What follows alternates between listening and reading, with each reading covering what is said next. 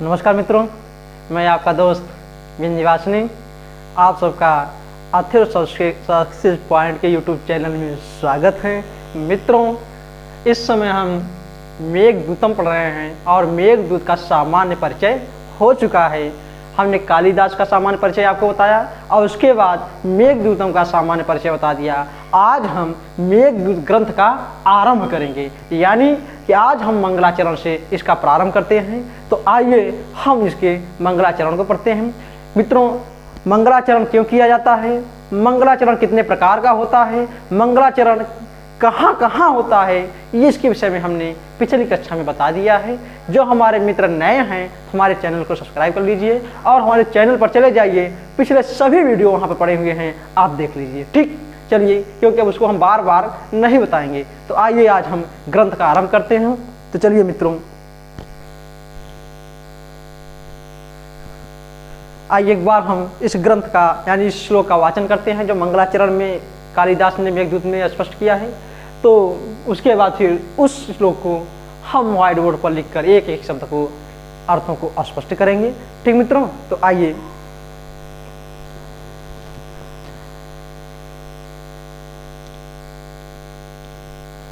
आप लोग मेघदूत खोल लीजिए और वहाँ पर पहले श्लोक जो मंगलाचरण में कालिदास ने लिखा है उसको देखिए। फिर उसके बाद उसको व्हाइट बोर्ड पर हम लिख कर फिर से उसका वाचन आप लोगों के सामने करेंगे। चलिए, इसमें कौन सा छंद है? तो मित्रों, इसमें मंदाक्रांता छंद है। और मंदाक्रांता छंद का लक्षण क्या होता है इसको हमने पिछले कक्षा में बता दिया है, लेकिन आइए फिर एक बार हम मंदाक्रांता के लक्षण को पढ़ेंगे। फिर उसके बाद इस मेघदूत के इस श्लोक को हम पढ़ेंगे। ठीक, तो आइए मित्रों, मंदाक्रांता जलधि सड़ गए, माँ भो न तो ताद गुरुचे। अब इस लोग पढ़िए। कश्चित् कांता विरह गुरुड़ा, स्वाधिकारात् प्रमत्त, सापेन हस्तं गमित महिमा, वर्षभोगेण भर्तु, यस्यश्चक्रे ज्ञानकतनया, स्नानपुण्योदकेषु, स्निग्धच्छाया जगति वसितुं, रामगिर्याश्रमेषु। ठीक, तो आइए अब इसको हम व्हाइट बोर्ड पर लिखते हैं। यानी ये कौन सा श्लोक है? तो ये मेघदूत का प्रथम श्लोक है। कश्चित्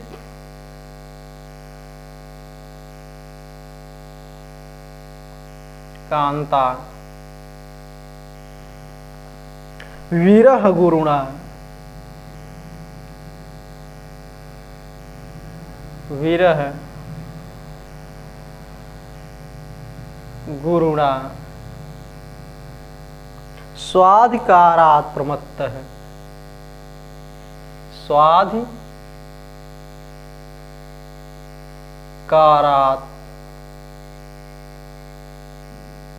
प्रमत्तः, स्वाधिकारात् प्रमत्तः। ठीक,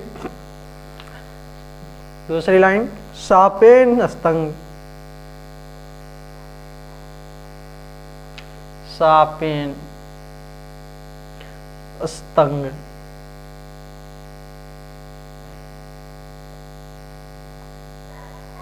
गमित, सापेन स्तंग, गमित महिमा,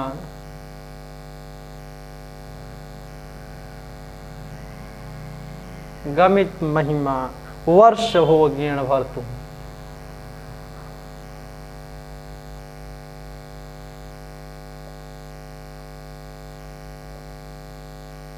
वर्ष भोगेण भर्तुम। ठीक मित्रों, आइए तीसरी लाइन, यश्च चक्रे, यश्च चक्रे चक्रे जनक तनया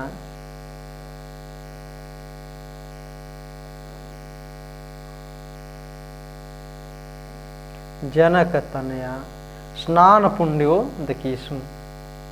स्नान पुण्यो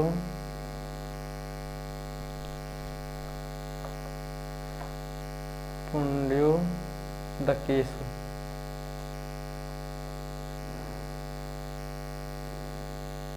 ठीक, आइए लास्ट पंक्ति, स्निग्ध छाया,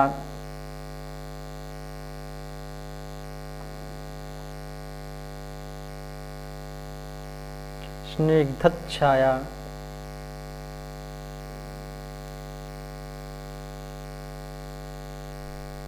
स्निग्ध छाया तरुषु।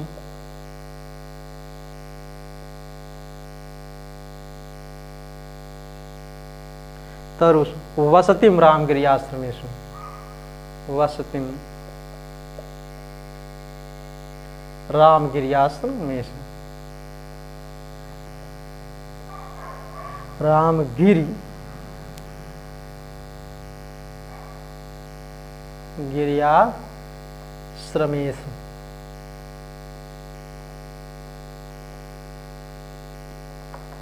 ठीक मित्रों, चलिए एक बार फिर इसका वाचन कीजिए।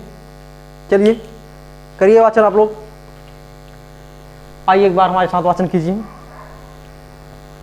काश्चित् कांता विरह गुरुणा स्वाधिकारात् प्रमत्त शापेनास्तं गमित महिमान् वर्षभोगेण भर्तु। याच्छश्चक्रे जनकतनया स्नान पुण्योदकेषु। स्निग्धच्छाया तरुषु वसतिं रामगिर्याश्रमेषु। ठीक, आइए अब इसका हम अर्थ देखते हैं। ये था मेघदूत का प्रथम श्लोक, यानी कालिदास ने मेघदूत में इसी श्लोक को मंगलाचरण के रूप में प्रस्तुत करते हैं। तो मित्रों, पहले हम इस श्लोक में देख लेते हैं कि कौन सा ऐसा शब्द है मंगलाचरण के रूप में उस शब्द प्रयुक्त किया गया है और कैसा मंगलाचरण है। तो मित्रों, मंगलाचरण कैसे हमें पकड़ना है इसको हमने पिछले वीडियो यानी पिछले कक्षा में बता दिया था। तो अब आप ही लोग बताइए कि इसमें कौन सा मंगलाचरण है। जो 3 प्रकार के मंगलाचरण हैं, आशीर्वादात्मक, नमस्कारात्मक और वस्तु निर्देशात्मक। तो इन 3 प्रकार के मंगलाचरणों में ये कौन सा मंगलाचरण है, यानी किस प्रकार का मंगलाचरण है। तो बताइए कैसा मंगलाचरण है ये।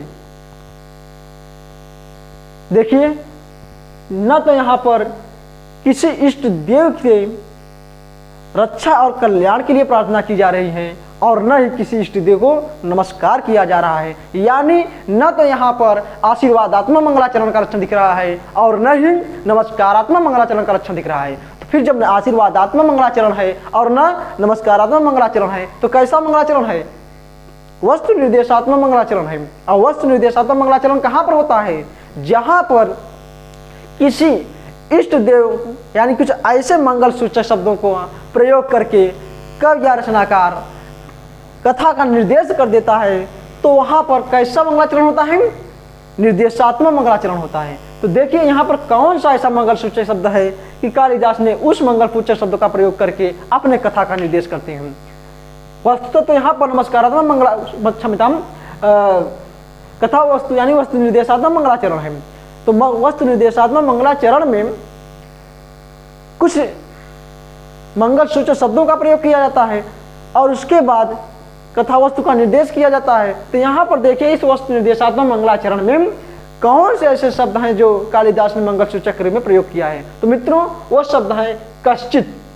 कश्चित यानी कह माने ब्रह्मा होता है और चित ये दोनों ब्रह्मा के विशेषण हैं। तो ब्रह्मा के विशेषण होने के कारण यानी ब्रह्म का विशेषण होने के कारण इसमें इसी शब्द को मंगलसूचक माना गया है। ठीक, इसका विग्रह करेंगे तो कह धन चित हो जाएगा। तो कह भी ब्रह्म के लिए कहा गया है और चित भी उस ब्रह्म का ही विशेषण है। ठीक, तो इसलिए ये दो शब्द मंगलसूचक शब्द हैं। तो आइए अब शब्द के एक एक शब्द के अर्थ को पकड़ते हैं और उसके बाद इसके श्लोक के भावार्थ को समझेंगे।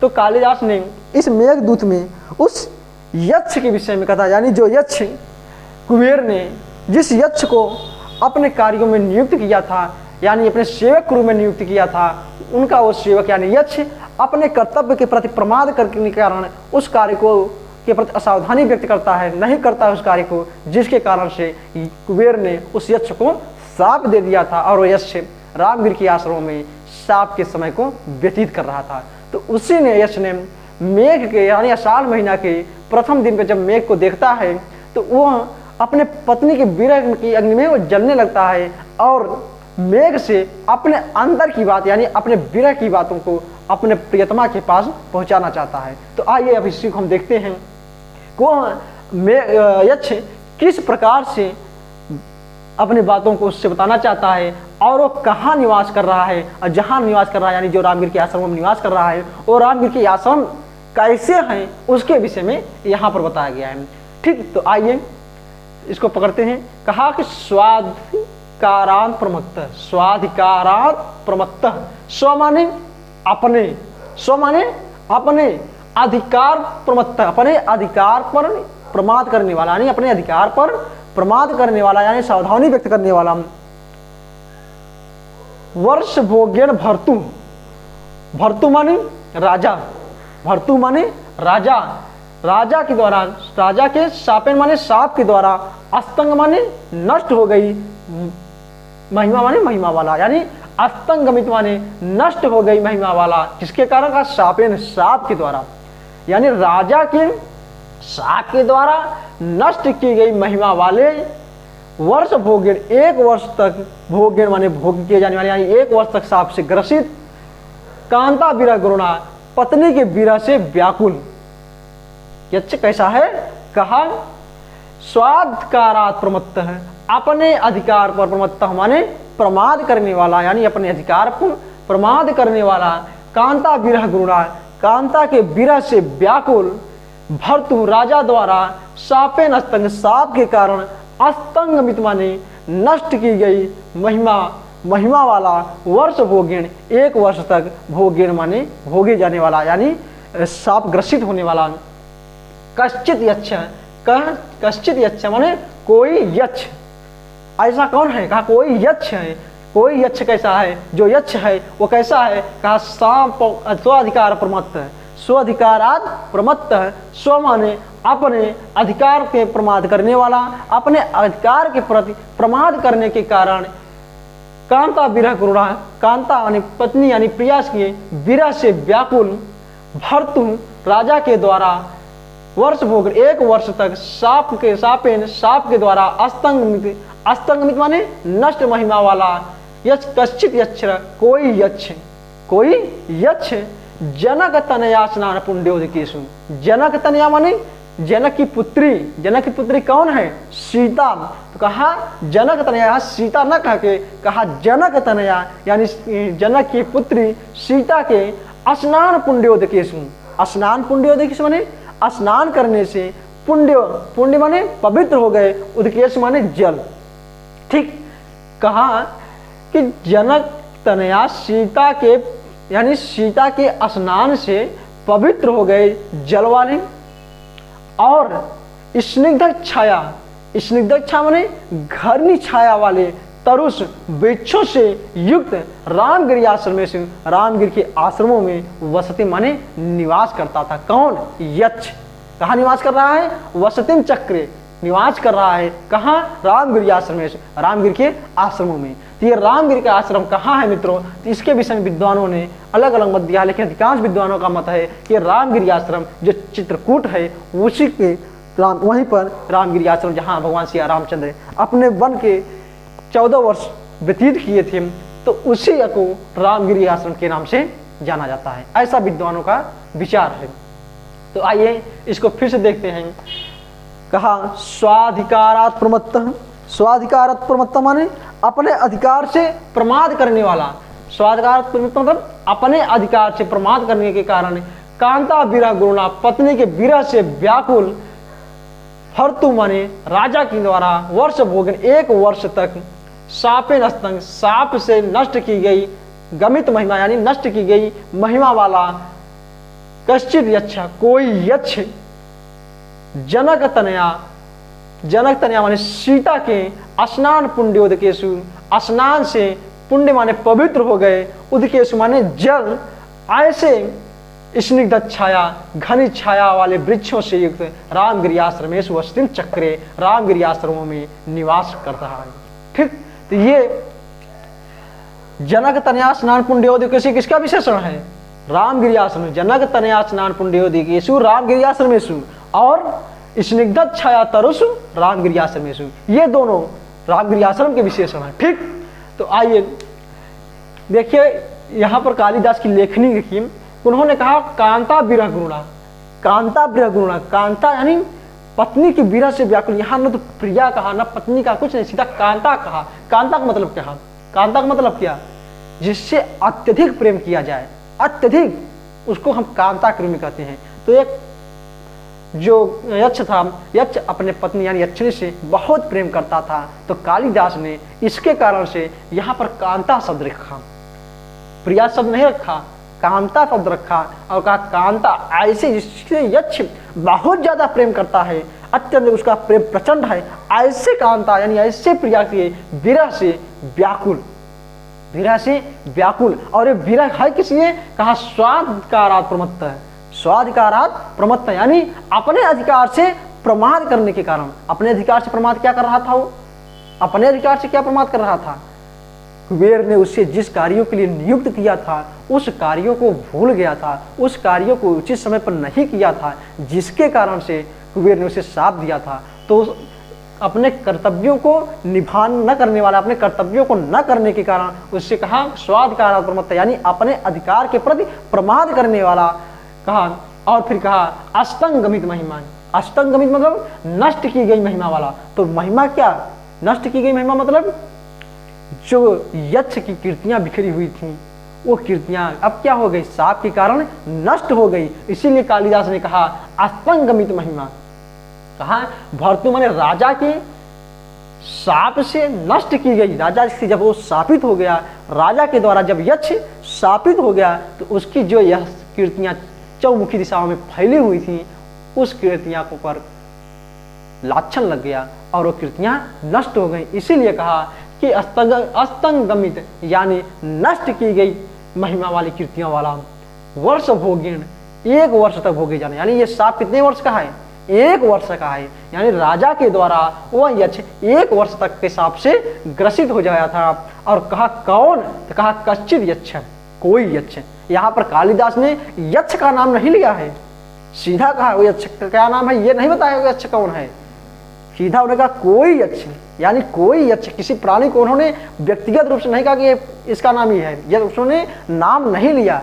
अब नाम क्यों नहीं लिया, इस पर विद्वानों ने भी अपना अलग अलग विचार व्यक्त करते हैं। अधिकांश विद्वानों की मानना है कि कोई व्यक्ति अगर अपने कर्तव्यों को नहीं निभाता है तो उसका नाम लेना उचित नहीं लगता। शास्त्रार्थ की दृष्टि से, शास्त्र की दृष्टि से उसका नाम लेना उचित नहीं लगता, जिसके कारण से कालिदास ने इस यक्ष को अपने कर्तव्यों को न निभाने के कारण, राजा के आदेशों का पालन न करने के कारण उसका नाम लेना उचित नहीं समझे। इतना कालिदास ने उसको निकृष्ट समझ लिया।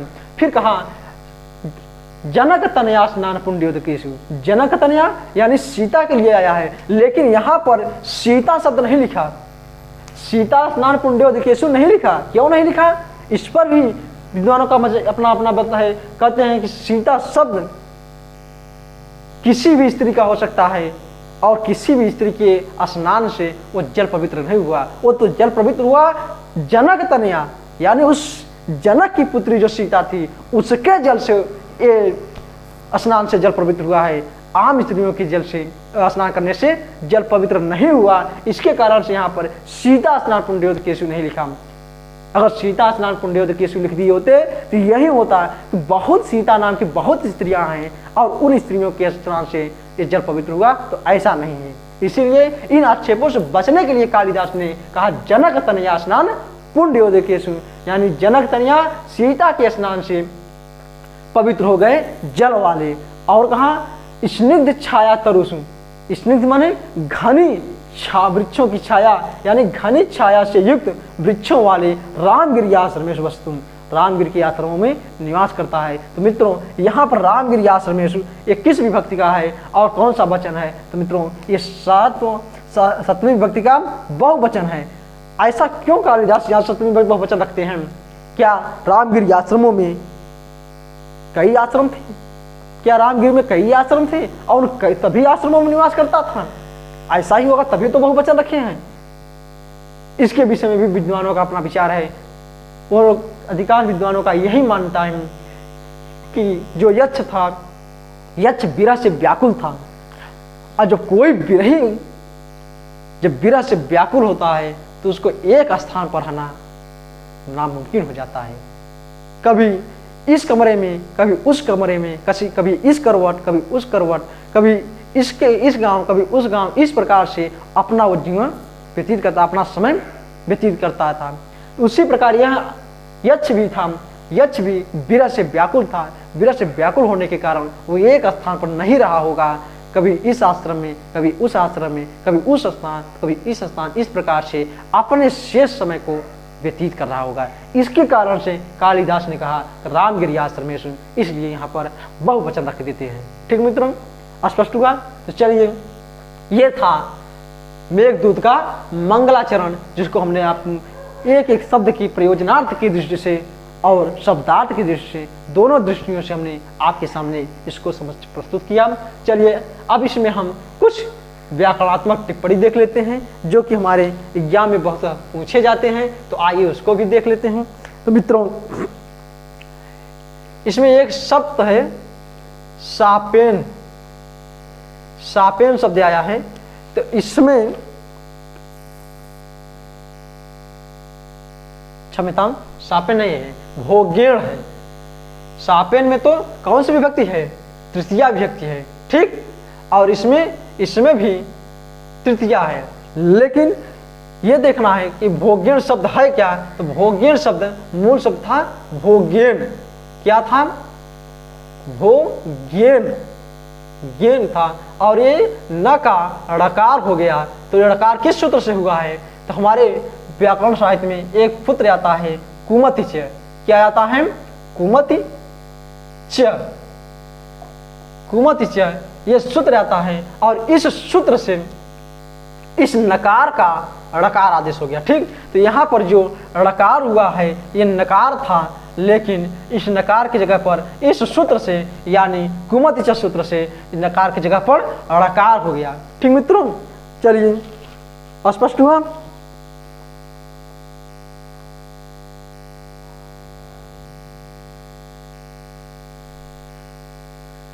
और प्रमत्ता शब्द है, कौन सा है? प्रमत्ता, यानी प्रमाद के प्रति। ये जो प्रमत्ता शब्द है ये भी देख लीजिए कैसे बना है। प्रमत्ता शब्द कैसे बना है? प्र उपसर्ग पूर्वक मद धातु से, मद धातु से कौन प्रत्यय लगा है? त प्रत्यय लगा है। ठीक, तो ये प्रमत्ता शब्द बना, यानी प्र उपसर्ग मद धातु और त प्रत्यय। ठीक,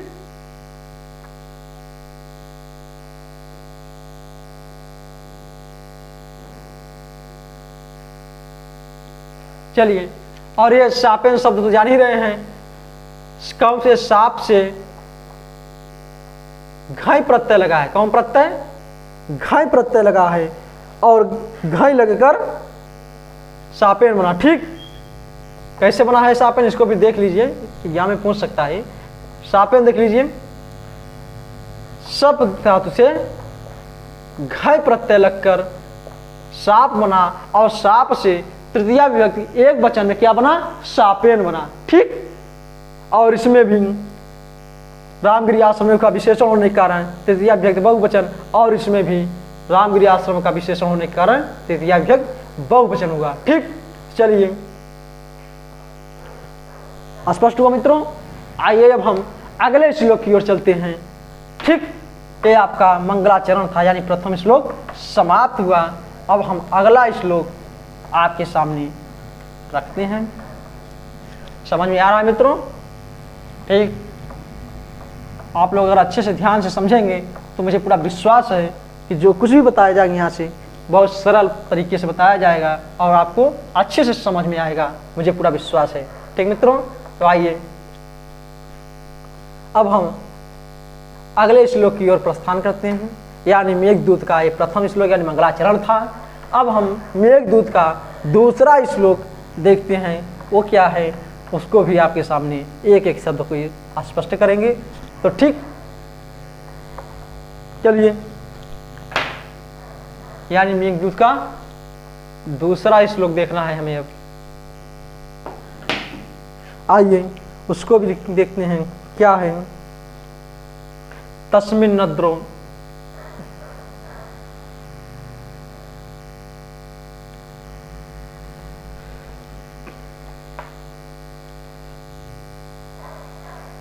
तस्मिन्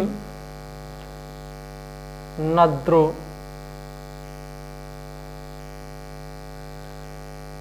ठीक, कतिचित् अबला, कतिचित्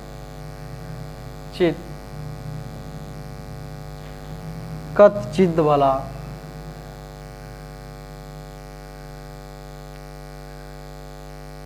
ठीक, विप्रयुक्त,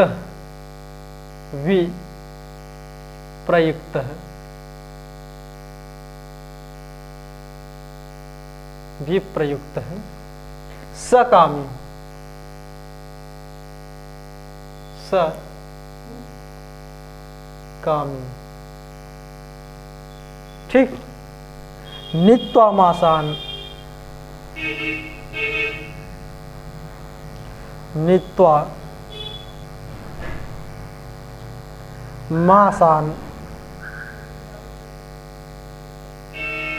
मासान,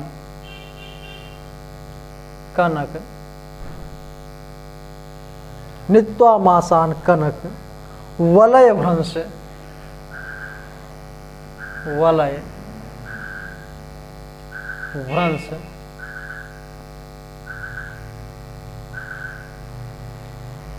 रिक्त,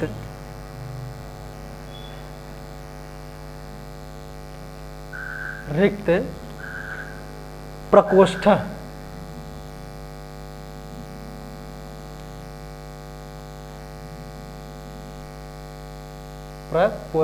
ठीक।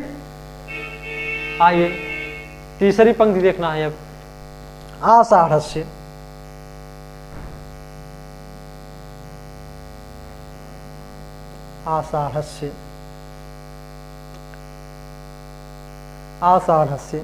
प्रथम दिवसे,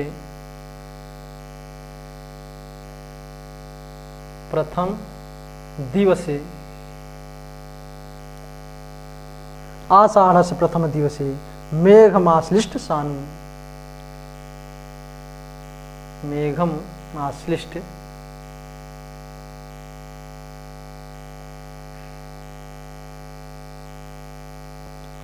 माश्लिष्ट सानु,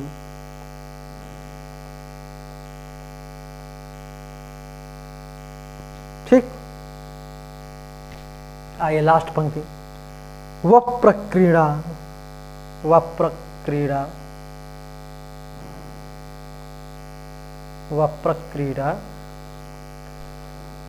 परिणत गज,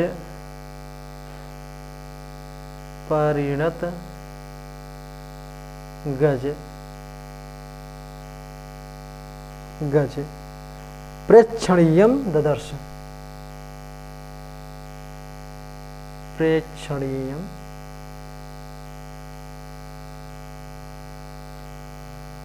ददर्श,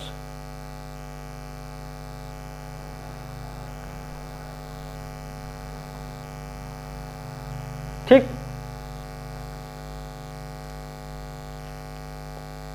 चलिए अब आप लोग इसका वाचन कीजिए, इसका वाचन कीजिए। इसमें कौन सा छंद है आप लोगों को पता है, क्योंकि हमने पहले कक्षा में बता दिया था कि मेघदूत में कुल जितने भी श्लोक हैं सब में कौन सा छंद है, मंदाक्रांता छंद है। कौन सा छंद है?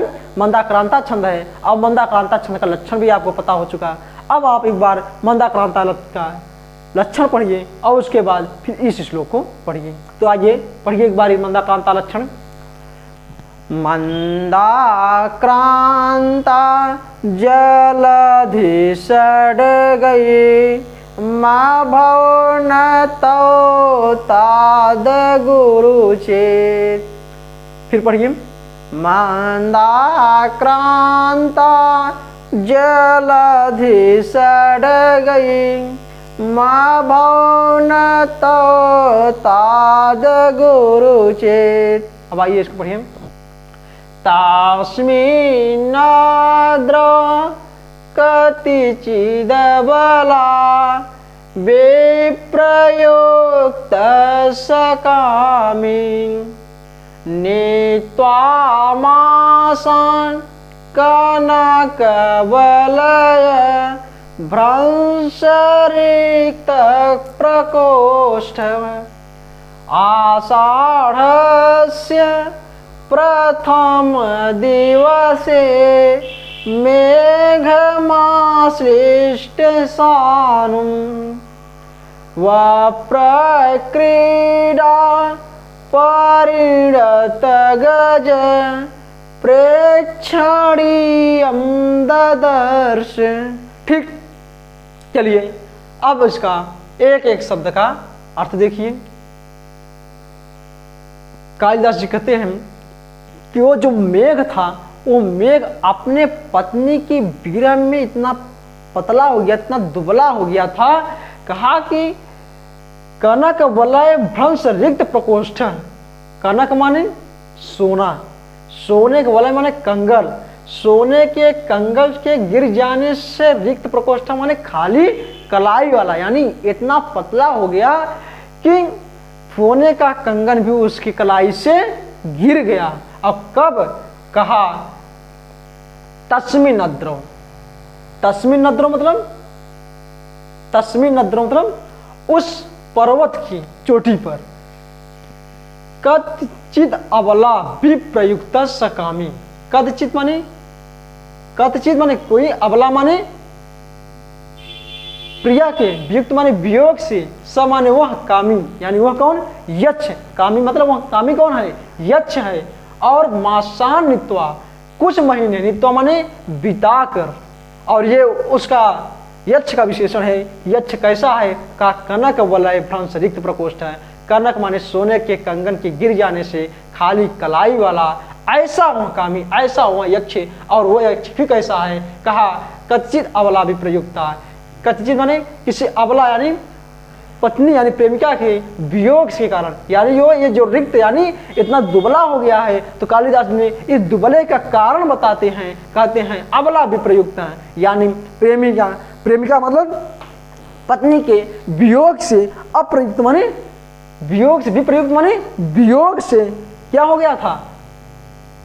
इतना दुबला हो गया था कि कनक वलय सोने के कंगन भी प्रकोष्ठ उसके कलाई से भ्रंश माने गिर गए थे। जब कलाई से गिर गए तो कैसा हो गया? कहा वो रिक्त यानी खाली हो गई। कलाई कैसी हो गई? खाली हो गई।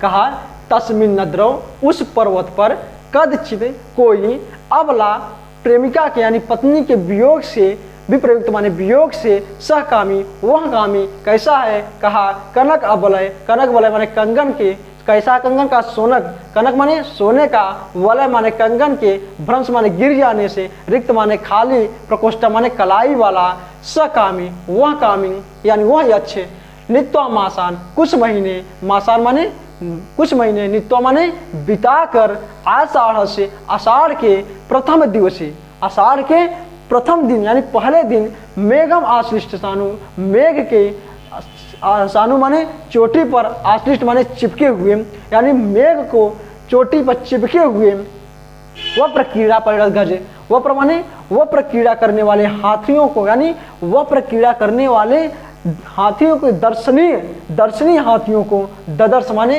देख कर, ददर्श माने देख कर, यानी देखा। कैसा, क्या देखा?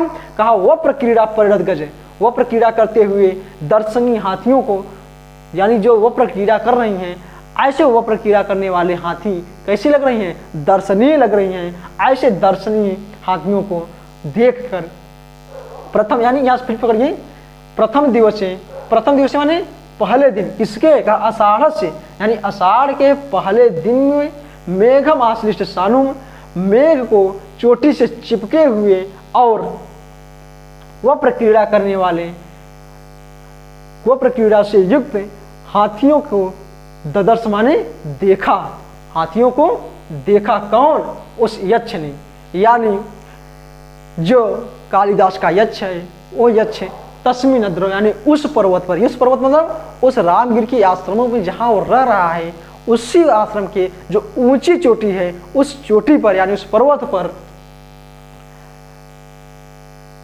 कथचित अबला विप्रयुक्ता, किसी अबला माने प्रिया के, विप्रयुक्ता माने वियोग से, यानी अबला विप्रयुक्ता माने प्रिया के वियोग से सकामी, वह कामी यानी वह यक्ष कनक बलय, कनगन के गिर जाने से, भ्रंश माने खाली रिक्त, प्रकोष्ठ माने कलाई वाला,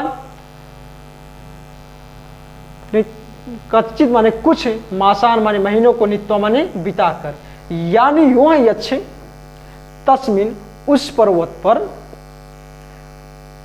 कथचित कुछ मासान नित्वा, कुछ महीने बिताकर, यानी तस्मिन कथचित मासान नित्वा, इसको यहां से पकड़िए, तस्मिन कथचित मासान नित्वा और कनक बलय भ्रंश रिक्त प्रकोष्ठ अबला विप्रयुक्त सकामी। ठीक, तो आइए, अबला विप्रयुक्त सकामी, पत्नी के वियोग के कारण सोने के कंगन के गिर जाने से खाली कलाई वाला सकामी, वह यक्ष, यानी वह कामी, वह यक्ष कदचित माने कुछ समय को, तस्में उस पर्वत पर, मासान माने महीने को, नित्य माने बिताकर, आषाढ़ से प्रथम दिवसे, आषाढ़ के प्रथम दिवसे माने पहले दिन में वप्र क्रीड़ा करते हुए दर्शनीय हाथियों को और मेघ से चिपके हुए चोटी को ददर्श माने देखा। ठीक, आषाढ़ का जब दिन आता है तो उस समय बादल छा जाते हैं, और बादल कहाँ छा जाते हैं? पर्वत की जो ऊपरी चोटी होती है, उस चोटियों पर बादल आ जाते हैं। तो जहाँ रामगिरी आश्रम में वो यक्ष निवास कर रहा था, अपने विरह के समय को व्यतीत कर रहा था, अपने साप के समय को व्यतीत कर रहा था, उसी रामगिरी आश्रम के, उसी रामगिर के पर्वत के ऊपरी चोटी पर बादल, मेघ छाए हुए हैं, मेघ चिपके हुए हैं। उसको देख कर वो उसको देखा, जब देखा तो उसको क्या अनुभव हुआ, कैसा लग रहा था, तो आगे वाले श्लोक में बताएंगे। लेकिन आप पहले इसको समझ लीजिए। कहा अबला विप्रयुक्त है, यानी अबला शब्द किसके लिए आया है? यक्षिणी के लिए आया है, यानी उसकी प्रिया के लिए आया है। यक्ष के प्रिया कौन है? यक्षिणी है। तो कहा अबला विप्रयुक्त है, यानी अबला यानी प्रिया के वियोग से, विप्रयुक्त माने वियोग से, कनक बलय, सोने के कंगन के गिर जाने से खाली कलाई वाला सकामी, वह यक्ष तस्मिन नद्र, उसी पर्वत पर कदचित कुछ समय, कदचित मासा माने कुछ समय, नित्य माने बिताकर, यानी रामगिरी आश्रम में वह यक्ष कुछ समय तक, यानी कुछ अपने विरह के समय को व्यतीत कर चुका है। अब कितना व्यतीत कर चुका है कालिदास ने इस श्लोक में उसको नहीं लिखते हैं, वो कितना समय व्यतीत कर चुका है, लेकिन आगे ऐसे श्लोक मिलते हैं, उससे ये आभास लगाया जाता, अनुमान लगाया जाता है कि मेघ ने आषाढ़ समय के पहले यक्ष ने अपने 8 महीने को व्यतीत कर चुका था, क्योंकि उसे साप देवोत्थान एकादशी को मिला था। तो उसने 8 महीने व्यतीत कर चुका है, और शेष 4 महीने उसके पास और समय है, यानी आषाढ़ महीने के समय से 4 महीने उसके पास उसका साप का समय और है। उस 4 महीने समय को काटने के लिए उन्होंने पहले आषाढ़ के पहले दिन में मेघ को देखा, और उसके अंदर अपने पत्नी की अपनी प्रिया के प्रति और विरह की ज्वालाएं भड़क उठी। ठीक, तो उसी को यहाँ पर लिखा गया है, कहा अबला विप्रयुक्त, अबला माने प्रिया के वियोग से, सकामी प्रिया के वियोग से, यानी अबला विप्रयुक्त माने प्रिया के वियोग से, कनक वलय, कनक माने सोने के, वलय माने कंगन के, फ्रंस माने गिर जाने से, रिक्त माने खाली हो गया, प्रकोष्ठ माने कलाई वाला, यानी वह यक्ष पत्नी के विरह से इतना दुर्बल हो गया है कि उसके कलाई में जो कंगन था वो कंगन उसकी दुर्बलता के कारण अब अपने आप अनायास गिर जा रहा है। ऐसा सकामी, ऐसा वह यक्ष तस्मी नद्रव, तस्मी नद्र माने उसी पर्वत पर, यानी उसी आश्रम जहाँ वो रह रहा है उसी आश्रम में, यानी कहीं गया नहीं है, कैसा नहीं कि एक महीने उस पर्वत को, दूसरे महीने दूसरे आश्रम, तीसरे महीने दूसरे पर्वत, ऐसा नहीं। इस आषाढ़ महीने पर भी वहाँ यक्ष उसी आश्रम में रह रहा है, उसी पर्वत पर रह रहा है। इसीलिए कालिदास ने कहा तस्मिन नद्रव, उसी पर्वत पर कदचित मासान, कुछ महीने नित्वा माने बिताकर, आषाढ़ से प्रथम दिवसे, आषाढ़ के प्रथम दिवस यानी पहले दिन में, मेघम आश्लिष्ट सानु, मेघ से चिपके हुए चोटी वाले, मेघ से चिपके हुए चोटी वाले और वप्र क्रीड़ा करते हुए हाथियों की, दर्शनीय हाथियों को ददर्थ माने देखा, यानी जो वप्र क्रीड़ा कर रही हैं ऐसे देखने योग्य हाथियों को, यानी देखने योग्य उस हाथियों को तदर्थ माने देखा। वप्र क्रीड़ा क्या है मित्रों? जब आषाढ़ महीना लगता है, आषाढ़ के महीने में जब पानी यानी बादल आकाश मंडल में छिप जाते हैं, यानी आकाश मंडल में आ जाते हैं, तो जो पशु जात के लोग होते हैं, जो पशु होते हैं, पशु क्या करते हैं, अपने सींगों से अखाड़ना प्रारंभ कर देते हैं, सींगों से टीलों पर, उस टीलों को अपने सींगों से उछालने लगते हैं, तो उसी को वप्र क्रीड़ा कहा जाता है। तो हाथी जो थी वो वन में यानी जंगल में रहती थी, तो उस आषाढ़ के महीने में वो हाथियों ने वप्र क्रीड़ा करना प्रारंभ कर दिया। तो कहा उस वप्र क्रीड़ा करने वाले दर्शनीय हाथियों को ददर्थ माने देखा। जब ऐसे वातावरण को देखा तब उसे कैसे लगा, कैसा लगा, कैसी अनुभूति हुई, इसका अगले श्लोक यानी तीसरे श्लोक में कालिदास करते हैं। आइए पहले इसको हम देख लेते हैं, इसमें कुछ व्याकरणात्मक टिप्पणियों को, फिर उसके बाद हम अगले श्लोक को आप लोगों के सामने स्पष्ट करते हैं। ठीक, तो आइए यहाँ पर प्रथम दिवसीय है, प्रथम दिवसीय माने प्रारंभ का दिवस। और मित्रों कुछ विद्वानों ने प्रथम के दिवस पर जो प्रसम होता है, तो प्रसम शब्द का अर्थ दिया है, उन्होंने कहा प्रथम माने होता है प्रारंभ और प्रसम माने होता है लास्ट, यानी अंतिम दिन। ठीक, तो आइए इसका हम व्याकरणात्मक टिप्पणी देख लेते हैं। यहाँ पर विप्रयुक्त शब्द आया है। क्या आया है?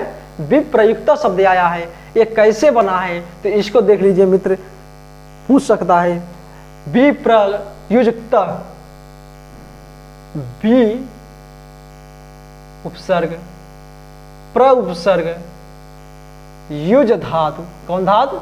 युज धातु, और प्लस त प्रत्यय लगकर क्या बना है? ठीक, ये विप्रयुक्त बना है। ठीक मित्रों, क्या वि उपसर्ग पूर्वक प्र उपसर्ग यानी दो उपसर्ग लगे, वि और प्र उपसर्ग लगा है, युज धातु है, युज धातु है और त प्रत्यय है। ठीक, आइए और आश्लिष्ट शब्द है। देखिए आश्लिष्ट कहाँ है, दिख रहा है, ये है आश्लिष्ट शब्द है। ये कैसे बना है मित्र, तो इसको जान लीजिए। नहीं दिख रहा है, नीचे नहीं दिखेगा ना, चलिए यहीं पर हम बता देते हैं। आश्लिष्ट, यहां देख लीजिए आश्लिष्ट कैसे बना है, तो आइए उसको देखते हैं। कहा आश्लिष्ट शब्द, आश्लिष्ट और त, आ उपसर्ग पूर्वक श्लिष धातु से, कौन धातु है? श्लिष, श्लिष है ना जी, हाँ श्लिष धातु से त प्रत्यय लगकर क्या बना है? आशिष्ट बना है। ठीक मित्रों, चलिए और प्रेक्षणी आप देख ही रहे हैं, प्रेक्षणी कैसे बना है? प्रेक्षणी प्र उपसर्ग पूर्वक इस धातु से अनियर प्रत्यय लगा है। क्या लगा है इसमें? प्र उपसर्ग इस धातु, कौन धातु है? ईछ, ईछ धातु और अनियर प्रत्यय है। ठीक, अनियर प्रत्यय है। ठीक मित्रों, ऐसा प्रेक्षणीय बना है। ठीक, चलिए ये थी आपकी व्याकरणात्मक टिप्पणी। अब हम अगले श्लोक यानी तीसरे श्लोक की ओर प्रस्थान करते हैं। ठीक, तो आइए अब हम अगला श्लोक देखेंगे। उसमें कालिदास किस तरह से इस यक्ष के विषय में वर्णन करते हैं। यानी अभी तक हमने क्या देखा कि वह जो यक्ष था, कालिदास का जो यक्ष था, वो अपने विरह के समय को उस रामगिर के आश्रमों में व्यतीत कर रहा था और उसमें आषाढ़ के पहले दिन को देखकर उसने कैसा उसको अनुभव हुआ और उसकी क्या विचार हुए, अब उसको हम अगले श्लोक में देखते हैं। ठीक, तो आइए अब हम तीसरा श्लोक देखते हैं। चलिए,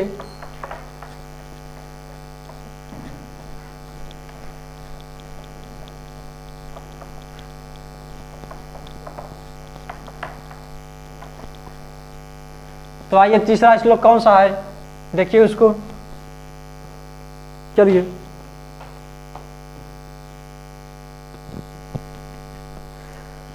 कौन सा श्लोक है? तीसरा। तो आइए तीसरा देखते हैं। तस्य स्थित्वा, तस्य स्थित्वा, तस्य स्थित्वा कथमपि पुरः, कथमपि पुरः, कथमपि पुरः कौतुकाधान हेतु,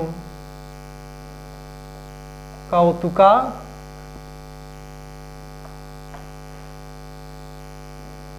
कौतुका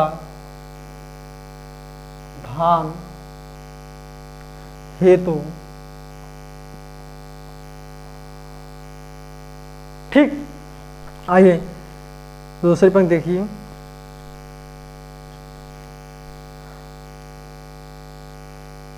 रंतर्वाष्प, रंतर्वाष्प चिरम अनुचरो,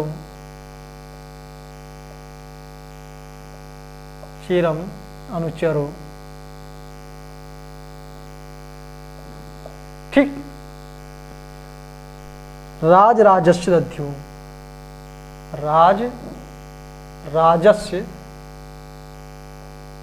दध्यो, दध्यो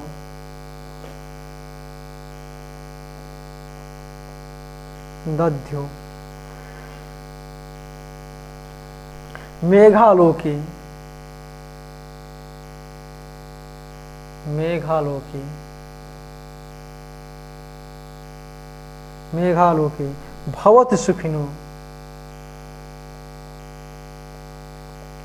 भवति सुखिनो,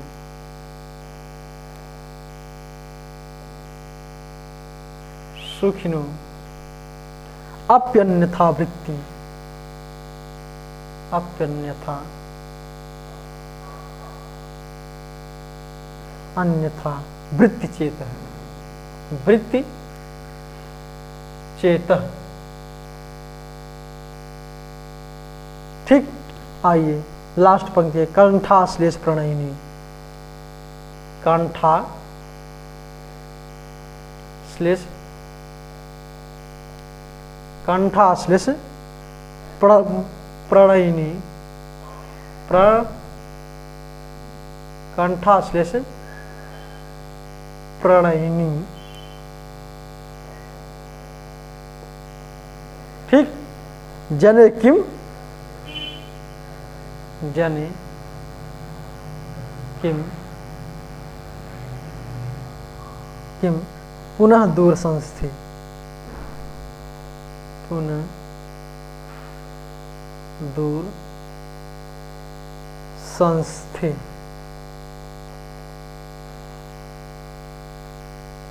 ठीक, ये था हमारा तीसरा श्लोक। चलिए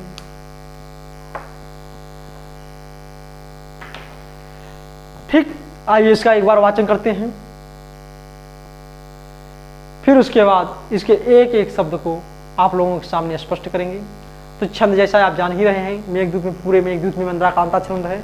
तो मंदाक्रांता छंद का एक बार फिर से आप लक्षण पढ़िए और उसके बाद इस श्लोक को पढ़िए। ठीक। तो आइए आप लोगों के सामने एक बार हम मंदाक्रांता का लक्षण पढ़ते हैं, फिर उसके बाद इस श्लोक को आप लोगों के सामने वाचन करेंगे। ठीक, तो आइए। मंदाक्रांता जलधि सड गए, माँ भवन तो तादे गुरु चेत। मंदाक्रांता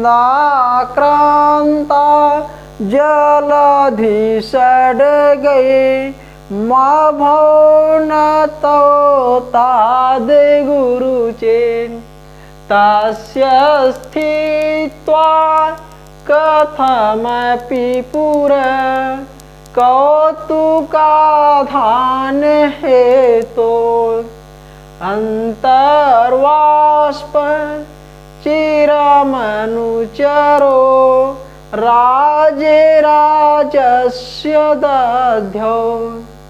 मेघालोके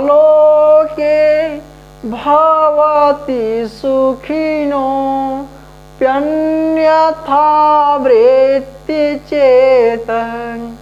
कंठाश्लेष प्रणयिनी जने, किम पुनर्दूरी संस्थे। ठीक, आइए अब हम इसके अर्थ को स्पष्ट करते हैं। तो कहा तस्य स्थित्वा, तस्य माने उसके, स्थित्वा माने खड़े होकर, यानी उसके पास, पूरा माने सामने, कथम माने किसी प्रकार से भी, कौतुकाधान माने उत्सुकता से, हेतु माने कारण, उत्सुकता के कारण। फिर कहा अंतर्वाष्प, अंतर माने भीतर ही, वाष्प माने आंसुओं को रोके हुए, चिर माने अत्यधिक समय तक, अनुचर माने सेवक यानी यक्ष। राजराजस्य, राजराजस माने राजस माने राजा का सेवक, राजराजस माने उस राजा कुबेर का सेवक, दध्यो माने धारण किया।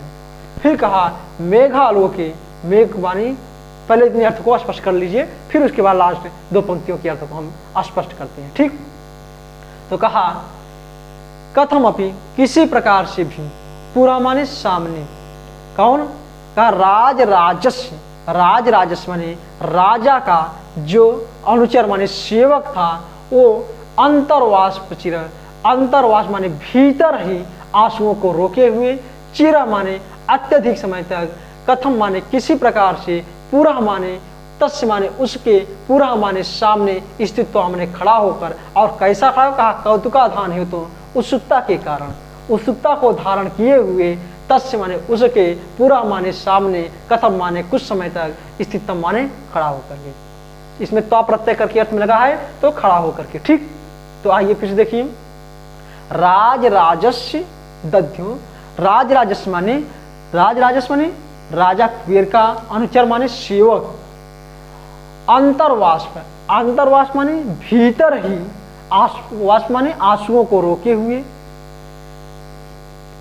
तस्य पुरः, कौतुकाधान है, तो कौतुकाधान माने उत्सुकता के कारण, तस्य पुरः उसके सामने, यानी उसके कौन, मेघ के सामने, चिरम स्थित्वा, अत्यधिक समय तक, स्थित्वा माने खड़ा रहा, यानी कुछ समय तक, कथम माने कुछ समय तक, स्थित्वा माने खड़ा रहा। फिर से देखिए, राजराजस, राजा का अनुचर यानी राजा का जो सेवक था, वो चिर अंतर्वाष्प यानी अत्यधिक समय तक भीतर ही आंसुओं को रोके हुए, अंतर्वाष्प माने भीतर ही आंसुओं को रोके हुए, तस्य उसके सामने, पूरा माने सामने, तस्य माने उसके, यानी उस मेघ के सामने, कौतुकाधान है, तो कौतुकता ने उत्सुकता के कारण, कथम अप स्थित्वा, कुछ समय तक, स्थित्वा माने खड़ा होकर के, मेघालोके भवत सुखिनो, मेघा माने बादल को, आलोके माने देख कर, सुखिनो अपने, सुखिनो माने सुखी लोगों का भी, अन्यथा चित्तवृत्तियां, सुखी लोगों का भी अन्यथा वृत्ति चेता है, अन्य प्रकार की चित्तवृत्तियां हो जाती हैं। तो फिर किम माने, तो क्या, तो फिर कंठाश्लेष प्रणयिनी, यानी कंठाश्लेष माने कंठ से आलिंगन करने वाले प्रेमी जनों की पुनः दूर से दूर रहने से क्या स्थिति होगी, यानी बात ही क्या करना। यानी कि कालिदास कहना चाह रहे हैं कि जो सुखिनो, यानी जो सुखी लोग कौन है, कालिदास ने कहा, यानी शास्त्रकारों ने कहा, सुखी लोग वो होते हैं जिसकी पत्नी उसके साथ रहती है। जिसकी पत्नी पति के साथ रहती है वो पति सुखी माना जाता है। तो यहाँ पर उन्होंने कहा कि मेघालोके माने बादल को देखकर, मेघालोके माने बादल को आलोके माने देखकर, सुखिनो यानी सुखी लोगों की जो अपने पत्नी के साथ हैं, ऐसे लोगों की अन्यथा वृत्ति यानी अन्य प्रकार की चित्त वृत्तियां हो जाती हैं। तो फिर पुनः दूर संस्कृति, फिर प्रणय माने प्रेमी जनों के, प्रेमिका के दूर रहने से कंठाश्लेष, कंठों से आलिंगन करने वाले मुझ प्रेमी जनों की बात ही क्या। ठीक, यानी मुझ प्रेमी, मुझ जैसे प्रेमी जो अपने प्रेमिका के कंठ यानी गले से आलिंगन करने के लिए हमेशा उत्साहित रहता हूँ, ऐसे लोगों की तो बात ही क्या। मेघ को देखकर जो पत्नी के साथ जो लोग रहते हैं उनकी तो चित्त वृत्तियां अन्यत्र हो ही जाती हैं। तो मुझ प्रेमिका के आलिंगन के लिए निरंतर उत्साहित रहने वाली बात लोगों की तो बात ही क्या। ठीक, तो आइए फिर से इसको देखिए। कहा राज राजस्य, राजा का अनुचर माने सेवक। राज माने राज्य पर राज्य शासन करने वाला जो राजा है, उस राजा का अनुचर सेवक है। चिरम वो अंतर्वास, अत्यधिक समय तक अंतर्वास माने भीतर ही भीतर आंसुओं को रोके हुए, और तस्य माने उस मेघ के, पूरा माने सामने, उत्सुकता है तो उत्सुकता के कारण कथम आप स्थित्वा, कुछ समय तक स्थित्वा माने स्थिर रह करके, खड़े होकर के, मेघालोके मेघ को आलोके माने देख कर, सुखिनो अपन्यथा चित्तवृत्ति है, सुखी लोगों की तो चित्तवृत्तियां अन्यत्र हो ही जाती हैं। तो फिर दूर रहने वाले मुझ जैसे कंठाश्लेष यानी कंठ से यानी गले से आलिंगन करने वाले प्रेमी जनों की किम यानी बात ही क्या। ठीक, चलिए आइए इसमें अब व्याकरणात्मक टिप्पणी देख लेते हैं, फिर उसके बाद अगले श्लोक की ओर प्रस्थान करेंगे। तो आइए व्याकरणात्मक टिप्पणी देख लीजिए। आलोके शब्द है ना, मेघालोके में आलोके शब्द है। ये कैसे बना है मित्र, कैसे बना है? आ उपसर्ग पूर्वक लोक धातु से, कौन धातु है? लोक धातु से घाय प्रत्यय। मित्र ध्यान रखना, अगर इसमें प्रत्यय पूछ लेगा तो कौन प्रत्यय है? आलोके में घाय प्रत्यय है, और इस घाय प्रत्यय से आलोक शब्द बना है, और फिर उसके बाद उसमें विभक्ति लगकर आलोके शब्द बन गया। ठीक ठीक मित्रों, चलिए और आगे शब्द है आश्लेष। आश्लेष शब्द है ना, ये कैसे बना है इसको जान लीजिए। आश्लेष शब्द कैसे बना है? आश्लिष घई, जो कि हमने पिछले कक्षा में भी बताया है, पिछले श्लोक में भी इसी तरह शब्द आया था, तो वहां भी इसी तरह से मिला था। आश्लिष घई कौन प्रत्यय है? घई प्रत्यय है। अगर इसमें पूछ लेगा कौन सा प्रत्यय है मित्र, ध्यान रखना घई प्रत्यय है। और कौन सी धातु है? तो शीर्ष धातु है। ठीक, चलिए और चलिए इसमें व्याकरणात्मक टिप्पणी थी। अब हम अगले श्लोक की ओर चलते हैं। ठीक, यानी चौथे श्लोक की ओर प्रस्थान करते हैं। ये तो था आपका तीसरा श्लोक, यानी इस श्लोक में यक्ष ने मेघ को देखकर यक्ष की मानसिक प्रवृत्ति किस प्रकार से हो गई, कालिदास ने इस श्लोक में इसको बताते हैं कि यानी प्रेम से जल रहा वह यक्ष जब उस मेघ को देखा तो अत्यंत उत्सुकता के कारण उसके सामने बहुत समय तक, कुछ समय तक खड़े होकर फिर उसके बाद अपनी बात को कहना प्रारंभ करता है। तो कहने से भी उसने बहुत सी कुछ प्रक्रियाएं उस मेघ के सामने की थी। अब आइए कौन सी प्रक्रिया उसने किया उसको हम देखते हैं। ठीक, चलिए आइए हम उसको अब चौथे श्लोक में देखते हैं। कहा प्रत्यासन्ने,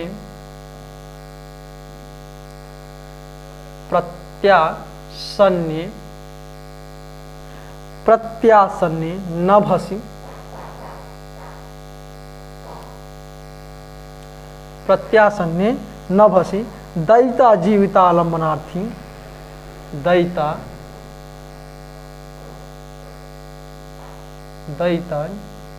जीविता लंबनार्थी, जीविता लंबनार्थी,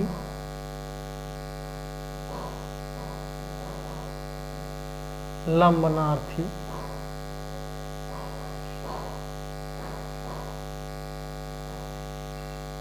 ठीक। आइए दूसरी पंक्ति, जी मुतेन, जी मुतेन स्वकुशलमयी,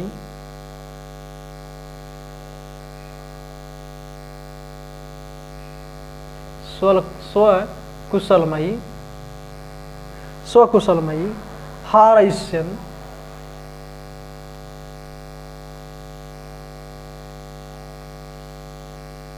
हारयिष्यन् प्रवृत्तिं, हारयिष्यन् प्रवृत्तिं,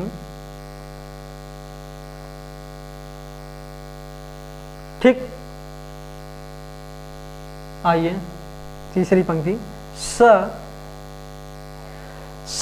प्रत्यग्रैः, स प्रत्यग्रैः, ठीक। कुटज कुसुमैः, कुटज कुसुमैः,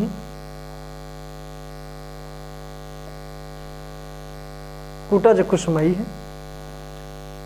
ठीक। कल्पितर्घाय, कल्पित तार्घाय, कल्पितार्घाय तस्मै,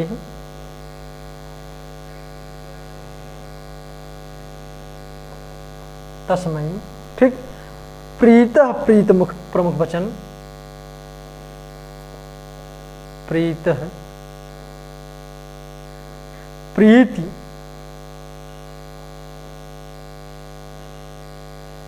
प्रीति प्रमुख वचनम, प्रमुख वचनम,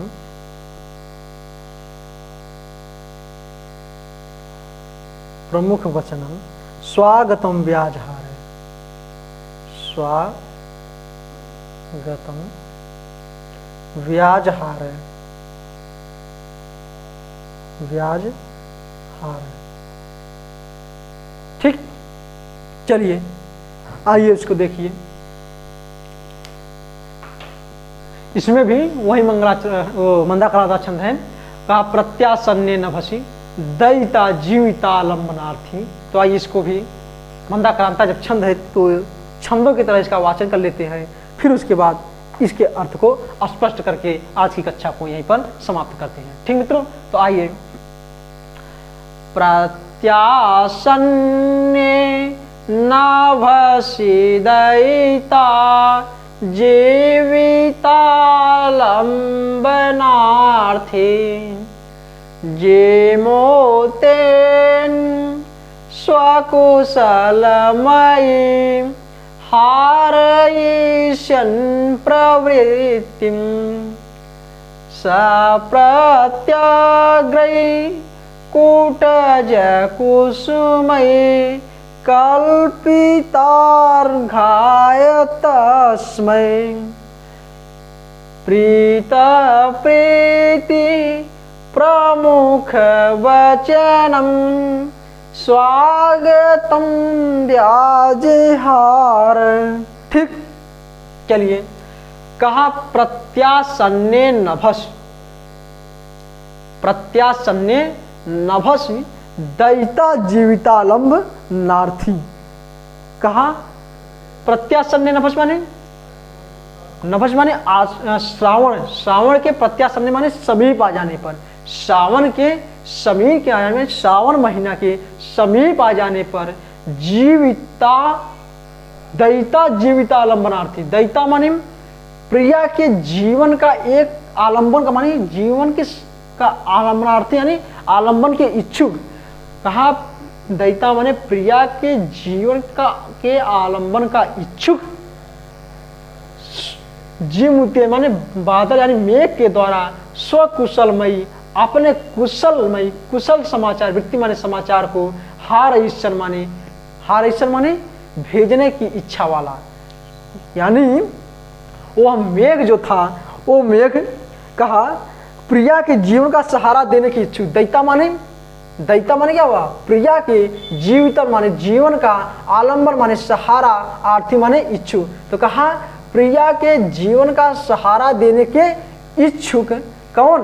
वह यक्ष जीवतेन माने मेघ के द्वारा, जीवतेन माने मेघ के द्वारा, स्वकुशलमय माने अपने कुशल समाचार को, वृत्ति माने समाचार को, हारईसन माने भेजने की इच्छा से। कहा स्वकुशल माने अपने कुशल,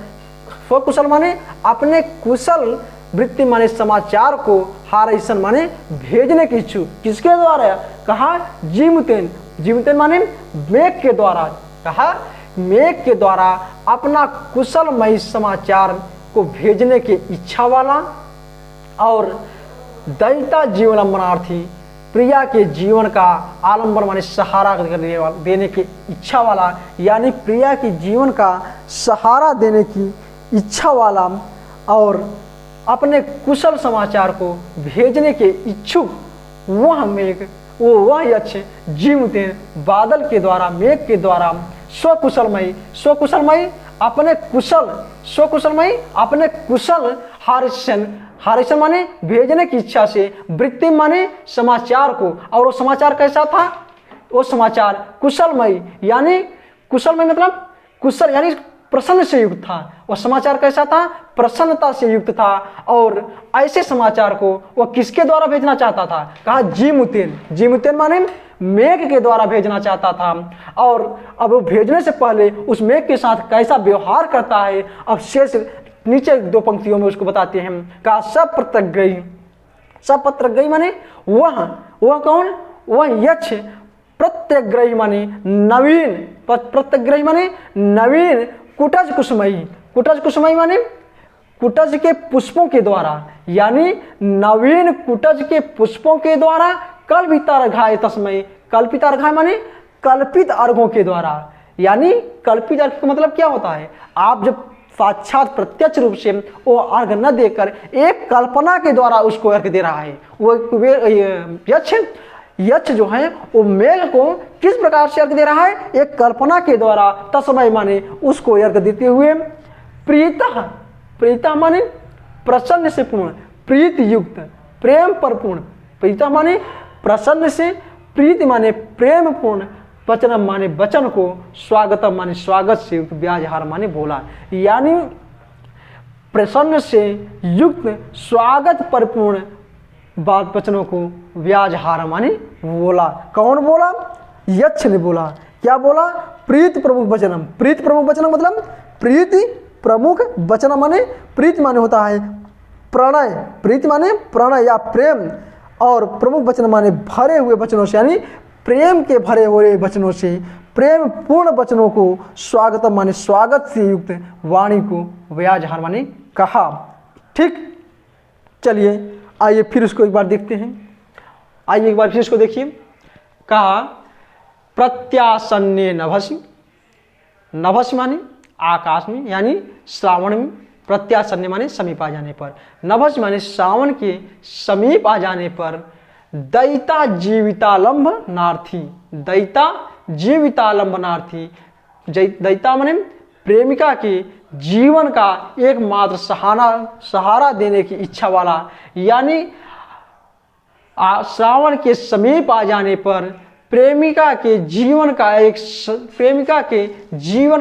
एक सहारा देने की इच्छा वाला और अपने कुशलमयी वृत्ति माने समाचार को भेजने के इच्छुक वह यक्ष जीवतेन मेघ के द्वारा प्रत्यग्रही माने नवीन, कुटज कुसुमयी माने कुटज के पुष्पों के द्वारा, कल्पित अर्घाय माने कल्पित अर्घों के लिए देते हुए, यानी कल्पित अर्घों को देते हुए, प्रीत प्रसन्नपूर्ण, स्वागतम स्वागत से युक्त, प्रीति प्रेम पूर्ण, वचन माने बाणी को, व्याजहार माने कहा। स्पष्ट हुआ मित्रों? ठीक, यानी जब सावन का महीना आया अभी अभी तक आषाढ़ की बात चल रही थी, अब उसके बाद श्रावण महीना आ गया और श्रावण महीना पर श्रावण यानी आकाश यानी श्रावण महीना के समीप आ जाने पर दैत्य यानी प्रेमिका के जीवन का एक सहारा देने की इच्छा वाला, प्रेमिका के जीवन का एक सहारा देने की इच्छा वाला और क्या था, कहा अपने कुशल यानी अपने कुशल समाचार को बताने के इच्छुक यानी भेजने की इच्छा वाला। वह स आए, स किसके लिए है, यक्ष के लिए है। स मानी वह यक्ष जीमुतेन बादल के द्वारा यानी मेघ के द्वारा प्रत्यग्रही नवीन कुटज पुष्पों के द्वारा कल्पित अर्घ देते हुए प्रसन्न पूर्ण स्वागत युक्त प्रीतिपूर्ण वचनों को व्याजहार माने बोला।